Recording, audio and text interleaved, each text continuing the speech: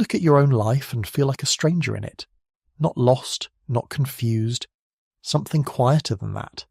Something more unsettling. You look at the house, the routine, the face in the mirror, and there is a distance between you and all of it that was not there before, as if someone moved the furniture 3 inches to the left.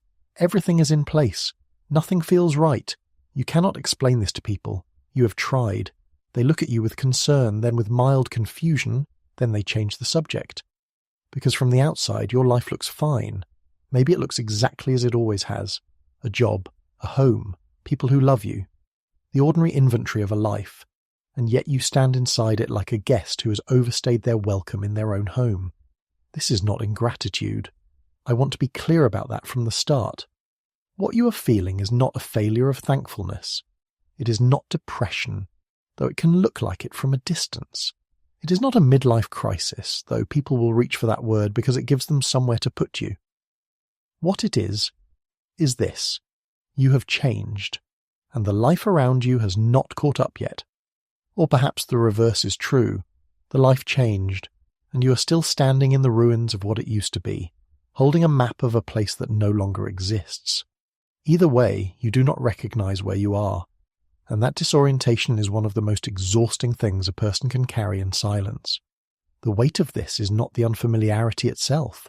The weight is the effort of pretending it is not happening. Because you have to keep going. The morning still comes, the obligations still come, the people around you still need you to be the version of yourself they recognize. The one who knows where things are, who has answers, who shows up with some semblance of stability. And so you perform continuity. You move through the day in the shape of who you used to be. You say the right things, you fulfill the right functions, and at the end of the day, when no one is watching, you sit down and feel the gap between what you performed and what you actually are, and that gap is wide. And it has been wide for a long time now. This is not dishonesty. Understand that. You are not deceiving anyone maliciously. You're doing what people do when the ground shifts beneath them. You hold still and hope no one notices the cracks. You keep the walls up because you do not yet know what is behind them. Because you are not sure, if you stop performing the old version of yourself, who would be left. That is the real fear underneath all of this. Not that your life has changed, but that you have changed, and you do not yet know into what, so you keep carrying it, the performance, the continuity, the quiet ache of living in a life that used to fit and no longer does. You carry it because what is the alternative? You carry it because stopping feels like collapsing.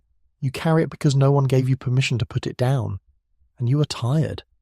Not in the way that sleep fixes, in the way that only comes from bearing weight that was never meant to be carried this long. At some point, the old explanations stopped working. You used to be able to say, I am just tired. You used to be able to say, things will settle. You used to be able to say, this is just a season. And those explanations gave you enough to keep moving. They were scaffolding, temporary support, a way of holding the structure together while you waited for it to stabilize. But the scaffolding is showing its age now. The I am just tired explanation stopped being enough some time ago, and you know it. The things will settle has been said so many times it has lost its weight. You do not believe it anymore. You say it out of habit, out of necessity. But it no longer holds, and here is what I want to say about that. The fact that your old explanations no longer work is not a sign that you are broken. It is a sign that you have outgrown them. A structure that cannot hold the new load is not a failed structure. It is simply a structure that was built for a different version of your life. The scaffolding was never meant to be permanent. It was always a temporary measure. And the moment it starts to crack is not the moment everything falls apart.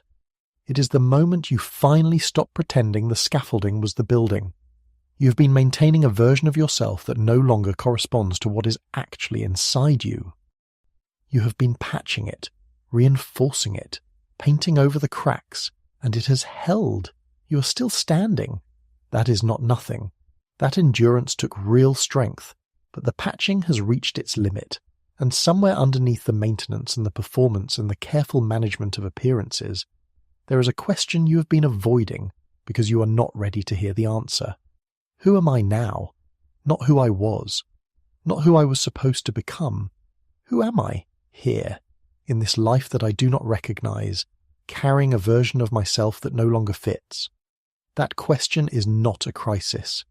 It is the most honest thing you have thought in a long time.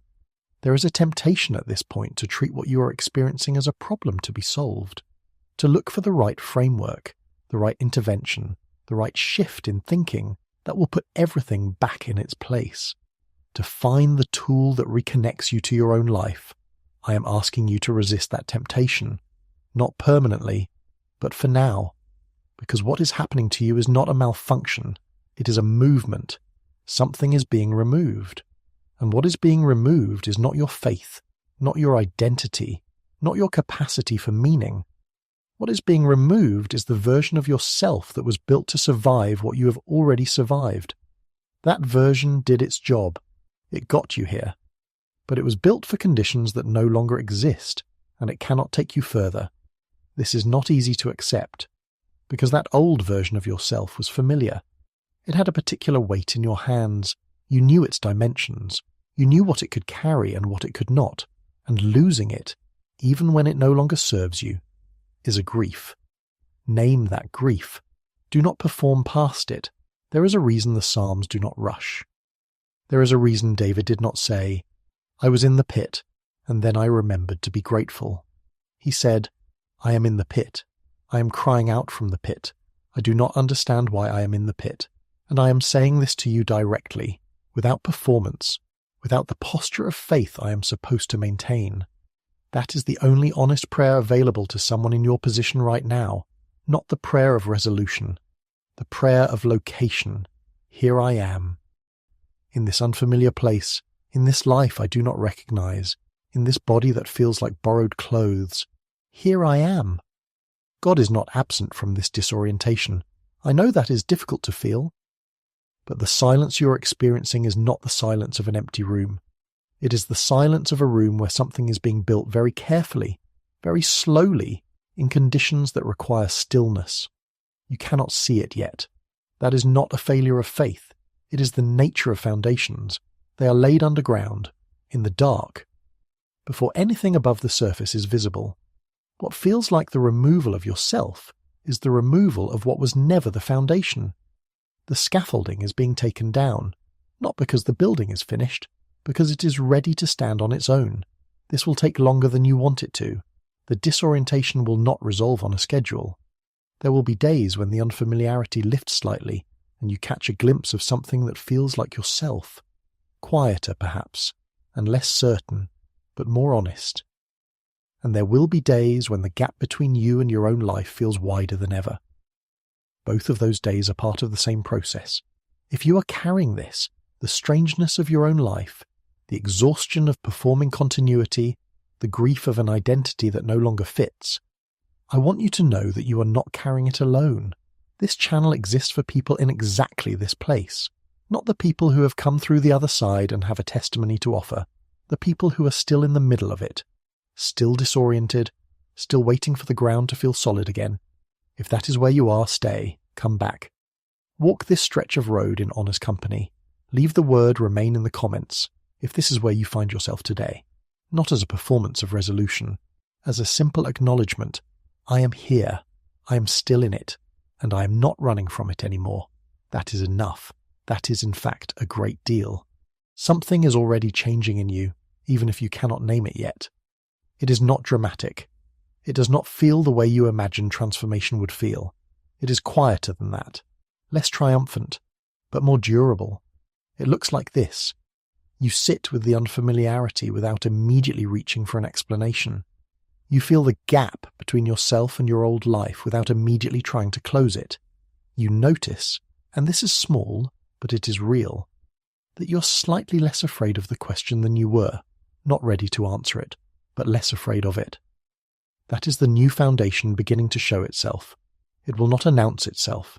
It will not arrive with the feeling of resolution you have been waiting for. It will arrive the way all foundations arrive, quietly, beneath the surface, in the dark. And one day you will realize that you are standing on something solid without being able to say exactly when the ground became solid again.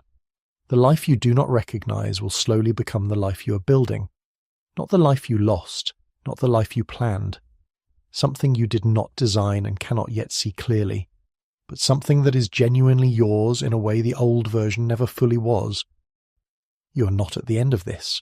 You are at the place where the old structure has admitted what it could not hold. That is not the same as collapse. That is the beginning of honest construction. The stranger in your own life is not a stranger. It is the person you are becoming. Walk in the light, even on the days it feels distant.